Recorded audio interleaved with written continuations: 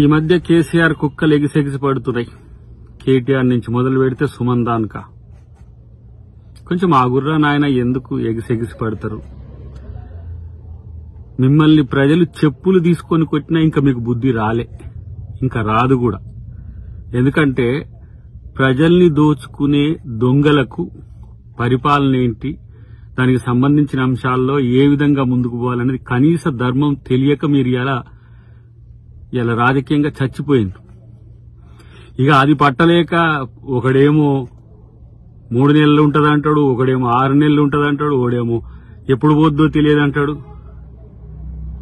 ఇలా మీ కామెంట్స్ కు రెచ్చిపోకపోవడం వెనుక ముఖ్యమంత్రి ఒక వ్యూహం ఏందో, ప్రజల ముందు మిమ్మల్ని ముద్దాయిలుగా పెట్టాలని చేస్తున్న ప్రయత్నం ఏందో మీకు అర్థం కావట్లే. మీరు ఎంత ఫ్రస్ట్రేషన్లు ఉన్నారో అర్థమవుతుందిరా భయ్. ఇంకా చెప్పాలంటే ఇక మిమ్మల్ని తరిమేదానిక కూడా మీకు బుద్ధి రానట్టుంది. ఇలాంటి చిల్లరగాళ్లు ఇవాళ ఈ రాష్ట్రానికి నాయకులైండ్రు. ఇలాంటి చిల్లరగాళ్లు ఇవాళ తెలంగాణను పాలించి నాశనం చేసిండ్రు. ఒక్కొక్కరిని తెలంగాణ నుంచి తరిమి కొట్టే పరిస్థితులు వస్తాయి, గుర్తుపెట్టుకోండి. తస్మాత్ జాగ్రత్త. చివరికి ఎక్కడికి తెగబడ్డారంటే ఉచ్చ నీచాలు మరిసి మీ చెప్పులతో మీరే తన్నుకునే కాడికి వచ్చింది మీ బతుకులు. ముఖ్యంగా ఎక్కడో కొడితే ఎక్కడో కాలినట్టు కేటీఆర్ టీంకు మరీ ఎక్కువైపోతున్న పరిస్థితిని గమనిస్తున్నాం. బిడ్డలారా జాగ్రత్త, ఎక్కువ తక్కువ వాగకండి. మీ ద్రోహాలేందో, మీ దోపిడేందో, మీ అవినీతి ఏందో, అక్రమం ఏందో ఒక్కసారి వెనకకేసుకొని చూడండి. మీ బతుకులేందో ఒకసారి చూసుకోండి ఫస్ట్. కాబట్టి తెలంగాణ ఏదో వీళ్ళ జాగీర్ అన్నట్టు, అధికారం కాంగ్రెస్ కు వస్తే వాళ్ళదేదో గుంజుకున్నట్టు అసహనంతో ఫీల్ అవుతుండే ఎందుకురా? తెలంగాణ ప్రజలు మిమ్మల్ని తరిమే రోజులు ముందున్నే, గుర్తుపెట్టుకోండి. మీ అవినీతి అక్రమాలు తెలిసిన తర్వాత మాట్లాడుతున్నారు కదా ఒక్కొక్కడు. కాబట్టి ఇలాంటి చిల్లరగాళ్ళు, ఇలాంటి చెత్తగాళ్లను ప్రజలు పట్టించుకోవద్దు అసలు ఫస్ట్. వీళ్ల వల్లనే ఈ తెలంగాణ ఇట్లా నాశనమై ఈ స్థితికి వచ్చింది. డెఫినెట్ గా రేవంత్ రెడ్డి గారు రేపు తెలంగాణ అభివృద్ధిని మరింత చేస్తారనే ఒక భావనతోనే, అలా జరగకుండా ఉండాలనే ఎవడెవడితో ఏమేమో కుట్రలు చేస్తున్నట్టు కనబడుతున్నది. మిమ్మల్ని ప్రజలు శిక్షించే రోజు భవిష్యత్తులో ఉండదనేది గుర్తుపెట్టుకోండి. ఉల్లరూటి మాటలతో, ఎచ్చిడి మాటలతో రెచ్చగొడితే తెలంగాణ ప్రజలు ఊరుకోరనే విషయాన్ని కూడా గుర్తుపెట్టుకుంటే మంచిదని చెప్పి హెచ్చరిస్తున్నా. ఇంకోసారి ఇలాంటి పిచ్చి ప్రేలాపనలు వెళ్తే తంతర్ అనేది కూడా గుర్తుపెట్టుకోండి. అసలు మీరు ఎక్కడ్రా లీడర్ నాకు అర్థం కావట్లేదు. ఆ ముసలోని పుణ్యాన్ని ఆడేదో కొట్లాడినట్టు నటిస్తే మీరందరూ వెనక కూర్చొని బిచ్చగాళ్ళ లెక్క అడక్క తిన్న సన్నాసులు మీరు. ఎవడైనా సరే మాట్లాడేటో తలతిక్క సన్నాసిగాళ్ళు. సిగ్గు లజ్జ లేకుండా లక్షల కోట్లు దోంచుకొని ఇంకా మీకు కోపాలు వస్తాయి. ప్రజలు చెప్పులు తీసుకొని తన్నే రోజులు భవిష్యత్తులో ఉన్నాయని తెలియదా మీకు?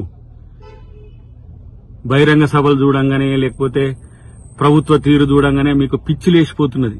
ఎర్రగడ్డకో ఆ వైజాగ్కో పోండి సన్నాసులారా, గుంపు కట్టుకొని పోరి. ఇలా నేను అంటున్నా, మీ అక్రమాలకు ఆగడాలకు ప్రజలు శిక్ష వేయబట్టి మీరు తగ్గింది కానీ, లేకపోతే మూడోసారి మీరు అధికారంలోకి వస్తే పరిస్థితి, రాష్ట్ర పరిస్థితి ఏంది, ఇక్కడ ప్రజాస్వామ్యం పరిస్థితి ఏందో అందరికి తెలుసు. కాబట్టే మీరన్న దానికంటే 100 మాటలు ఎక్కువ అనగల శక్తి కాంగ్రెస్ కార్యకర్తలకు, కాంగ్రెస్ నాయకులకు ఉన్నది. ఈ మౌనం కేవలం ప్రభుత్వం వచ్చింది ప్రజల కోసం మనం ఆలోచించాలనే ఉద్దేశంతోనే తప్పితే, చివరికి ముఖ్యమంత్రి సైతం స్పందించినా మీకు సిగ్గులజ్జలేకపోయా. ఇంకా పనికిరాని పిచ్చి మాటలు, పిచ్చి ప్రేలాపనలు. మిమ్మల్ని చెప్పులు తీసుకుని మొదటి నుంచి చివరి వరకు తన్నలేం. అదేం పెద్ద పైన? ఇదేనా మీ సంస్కృతి? ఇదేనా మీ రాజనీతి? దిగజారు రాజకీయాలు తప్పే ఇంకో తెలియదా? ఇప్పటికైనా ప్రజాస్వామ్యయుతంగా ఉండడం నేర్చుకోండి. కనీసం 10 సంవత్సరాలు పాలించడమని చెప్పుకునే సిగ్గులేని సన్నాసులు గిట్లా ప్రవర్తిస్తే ప్రజలు చెప్పులతో కొడతారనే విషయాన్ని గుర్తుపెట్టుకోండి. మీరు ఈ 9 ఏండ్లలో చేసిన తప్పులకు రోజుకో చెప్పుతో కొట్టినా మీకు బుద్ధి రాదు. మీరు తిట్టిన తిట్లకు, మీరు చేసిన తప్పులకు 4 కోట్ల మంది ప్రజలు వాళ్ళ చెప్పులతో మీ చెంపలు వాయించినా కూడా మీకు సిగ్గులజ్జ రాదని తెలిసిపోయింది. ఇంకా ప్రతిపక్షమని గౌరవించడము, ప్రజాస్వామ్యమని గౌరవించడం అనే అంత మూర్ఖపు ఆలోచనలు చేస్తున్నాం మేము. ఎందుకంటే అయ్యో రాజ్యాంగం ఉంది, ప్రజాస్వామ్యం ఉంది, దాన్ని గౌరవించాలి, ప్రతిపక్షాలకు కూడా మర్యాద ఇవ్వాలి, గౌరవం ఇవ్వాలంటే ఇలాంటి దిగజారుడు రాజకీయాలకు తెగబడితే ఇంకింతకంటే నీచం ఏమైనా ఉన్నదా?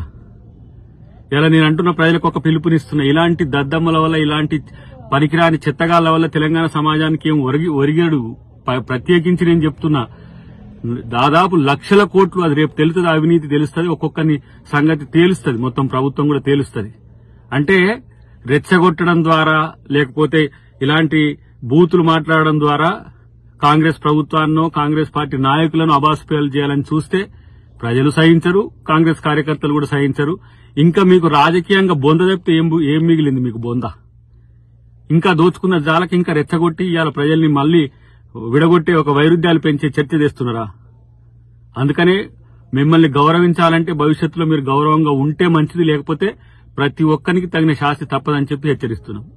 ఇంకా కొంచెం ఆ కేసీఆర్ మీద గౌరవం ఉండి, మా ముఖ్యమంత్రి గారు గౌరవించాల్సిన అవసరం ఉండి, తెలంగాణ ఉద్యమంలో ఉండడనే ఉద్దేశంతో గౌరవంగా ఉంటే ఇలాంటి పిచ్చి కుక్కలు రెచ్చిపోతున్న పరిస్థితి ఉన్నది. ఇప్పుడు నాయన కేటీఆర్, ఏందిరా బాబు నీ బాధ, ఏందిరా నాయన ఇదంతా? నీ పిచ్చి కుక్కలే వరలేదు మొత్తం బయట. మెయ్యనేం చేస్తావో తెలియదు పక్కన పెట్టు గాని, ఇలా రాష్ట్రంలో ఇలాంటి సంస్కృతిని తెగబడితే జరిగే పరిణామాలకు ఎవడు? ఇలా పరిస్థితి, మీరు ఇంత అవినీతి అక్రమాల్లో కూరుకొని పోయి మీ తాట తీసే రోజుల్లో మీరు చెప్పులు తీసుకొని ఎగిరే స్థితి వచ్చిందంటే మీకు ఎంత బలుపు, ఎంత అహం ఇంకా తగ్గలే. ప్రజలు పండబెట్టి తొక్కినా సరే మీకు ఇంకా బుద్ధి రాలేదని తెలిసిన తర్వాత ఇక మిగతాది కూడా ప్రజలే చూసుకుంటారు. ఇలాంటి పనికిరాని చెత్త అహంతోనే నువ్వు మెయ్యనోడగొట్టినవు, నీ పుణ్యమే ఇలా వచ్చింది. మళ్ళా తగుదునమ్మా అని చెప్పి వేసి భజన పరులంతా బయటకు వెళ్ళుకొని తిరుగుతున్నారు. ఇలా తెలంగాణ తెచ్చుకున్నందుకు తెలంగాణ ప్రజలు అరగోసపడుతుంటే ఇలా కాంగ్రెస్ పార్టీ నాయకత్వం రేవంత్ రెడ్డి గారి నుంచి మొదలు పెడితే ప్రతి ఒక్కరు ఈ రోజు కష్టపడి ప్రజల్ని చైతన్యం చేసి నీ నుంచి విముక్తి కలిగిస్తే మళ్లీ ఇలాంటి అసహనం ఏదో విద్వేషం విషం జిమ్మే ప్రయత్నాలు చేస్తున్నారు. మానుకోండి బిడ్డలారా, ఎక్కువ తక్కువ చేస్తే తాట తీసుడు తప్పదనేది మీరు గుర్తుపెట్టుకోండి. ఏదో మౌనంగా ఉన్నారు గిట్లనే ఉంటారు అనుకుంటే మాత్రం దానికి తీవ్ర పరిణామాలు కూడా ఉంటాయి. జాగ్రత్త.